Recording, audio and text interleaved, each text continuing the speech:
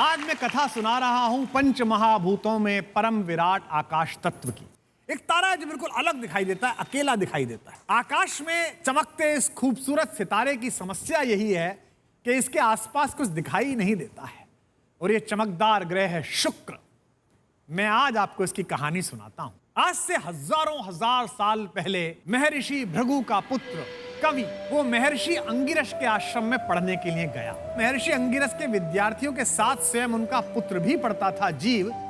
इसलिए अंगिरस के मन में एक सहज पिता जैसी कामना थी कि उनका पुत्र जीव ही सबसे तेज हो, सबसे मेधावी हो। यह किसी आचार्य के लिए शोभन बात नहीं है। जीव बहुत मेधावी था, बहुत प्रतिभाशाली था, पर अपने मित्र कवि की तुलना में थोड़ा सा कम था। एक दिन गुरुजी ने सोचा कि इन दोनों बच्चों की परीक्षा ली जाए।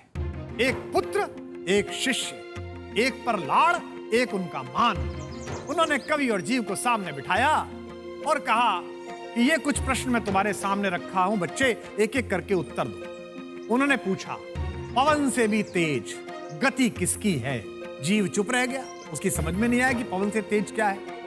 जब उन्होंने यही प्रश्न के लिए कवि की ओर आशा से देखा तो उसने विनम्रता से प्रणाम करके कहा, गुरुदेव, मन की गति पवन से भी तीव्र है। उत्तर बहुत अच्छा था, गुरुजी प्रसन्न हुए, लेकिन मन में एक क्षोभ रह गया कि मेरे बेटे को नहीं पता था। गुरुजी ने फिर दूसरा प्रश्न किया, अच्छा जीव, ये बताओ कि इस पूरे जगत को किसने ढक रखा है? जीव फिर चुप रह गया, उसकी समझ में नहीं आया। गुरुजी ने निराश होकर कवि की तरफ देखा तो आशा से भरे हुए कवि ने तपाक से उत्तर दिया, गुरुदेव, इस जगत को अज्ञान ने ढक रखा है। उत्तर एकदम सही था। अपने पुत्र को मूर्खों की भांति चुप देखकर महर्षि अंगिरस के अंदर एक क्रोध पैदा हुआ जो अशोभनीय है।